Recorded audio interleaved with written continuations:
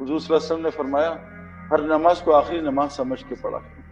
ہمارے جتنے great cricketers ہیں نا، جیسے بریڈمن تھا جس کی 99.99 کی ایوریج تھی، اس کا یہ تھیوری تھی کہ میں ہر میچ کو آخری میچ اور پہلا میچ سمجھ کے کھیلتا ہوں، ہر بیان کو پہلا سا بیان کہ جی میں پہلی دفعہ سن رہا ہوں، کیونکہ جب بھی آدمی پریکٹس کرتا ہے کرکٹ کی اس کی گیم امپروو ہوتی ہے، جب بھی آدمی کھانا کھاتا ہے اس کا ویٹ بڑھتا ہے نا، حالانکہ کل بھی روٹی کھائی تھی آج پھر روٹی۔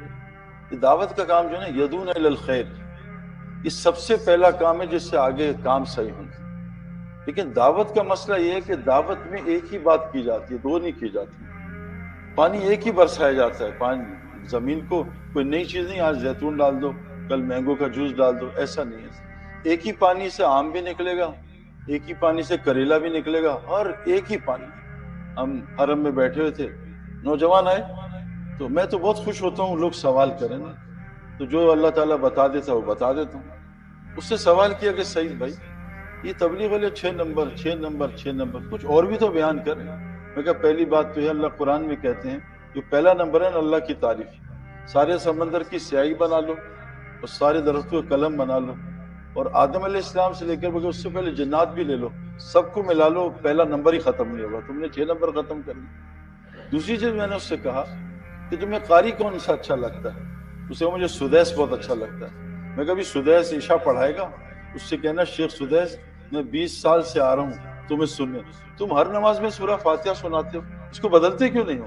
کبھی جنید جمشید کی نعت سنا دو، کبھی کچھ اور سنا، ایک ہی سورہ فاتحہ، ایک ہی رکوع میں وہی تسبیح، ایک ہی سجدہ میں وہی، ایک ہی بیٹھ کے جلسے میں عطیات۔ میرے دوستو دعوت کی مثال بارش کی طرح ہوتی ہے، لیکن دعوت سننے والے لوگ بہت تھوڑے ہوتے ہیں۔ کہ دعوت ایسا عجیب کام ہے، یا تو یہ بڑی ہدایت دیتا ہے یا گمراہ کر دیتا ہے۔ جس پہ بڑھتا ہے نا پانی، یا تو پانی زمین کو تباہ کرتی ہے، جیسے ابھی پانی نے ہماری زمین کو فیصلہ وہ سندھ اور بلوچستان کو تباہ کی، یا زمین کو بنا دیتی ہے، ہرا بھرا کر دیتی۔ تو دعوت سننا، میں کبھی کبھار درس قرآن میں بیٹھتا ہوں، مجھے بہت مزہ آتا ہے، نئی چیز سنتا ہوں۔ ایک ہی بات سننا بہت مشکل کام ہے، اس لیے اللہ تعالیٰ فرماتے ہیں کہ فبشر عباد، بشارت دے دے میرے ان بندوں کی، میرے بندے ہیں۔ اللہ نے بندہ جو ہے نا، بندہ، بندگی سے اونچا درجہ کسی چیز کا نہیں ہے، بندگی۔ اور عبد کس کو کہتے ہیں؟ عبد اردو میں کہتے ہیں جو انسانوں کے پیروں کے نیچے مٹی آتی ہے، اس کو عبد کہتے ہیں۔ کہ انسان کے لیے جو ہائیسٹ درجہ وہ عبدیت کا ہے، لیکن وہ عبدیت کیسے ملے گی؟ جب لوگوں کے پیروں کے نیچے مٹی آئے گی تب اس کو عبدیت کا درجہ ملے گا۔ ہم تو چاہتے ہیں نا کوئی ہمیں بڑا بنا دے، کوئی ہمیں جو ہے پیسہ آ جائے تو ہم اوپر ہو جائیں گے۔ اللہ کے نزدیک سارا الٹا ہے۔ ہم سمجھتے ہیں سود سے مال بڑھتا ہے، اللہ کہتے ہیں گھٹتا ہے۔ ہم سمجھتے ہیں صدقے سے مال گھٹتا ہے، اللہ کہہ رہے ہیں بڑھتا ہے۔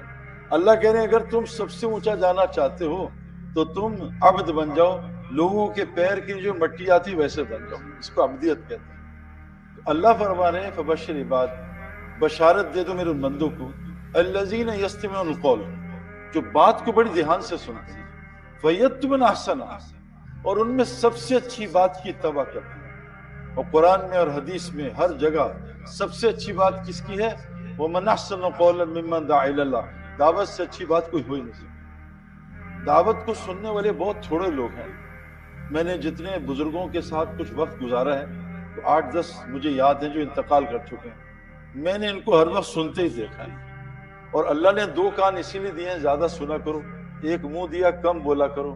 آج مزاج الٹا ہو گیا ہے، بولنا بہت ہو گیا، سننا کم ہو گیا۔ سننا اتنا ضروری ہے۔